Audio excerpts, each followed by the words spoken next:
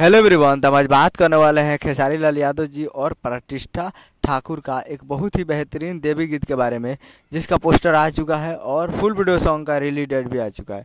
और इस गाने को लिखे हैं रोहित सिंह जी और इसमें म्यूजिक दिए हैं आर्या शर्मा जी। और इस गाने को गाए हैं खेसारी लाल यादव जी, जो कि आपको स्क्रीन के ऊपर दिखाई दे रहा है। जिस सॉन्ग का टाइटल रखा गया आरती करे चलो, जिसका टाइटल है आरती करे चलो। और वीडियो में है खेसारी लाल यादव जी और प्रतिष्ठा ठाकुर जी, फिट में है प्रतिष्ठा ठाकुर जी।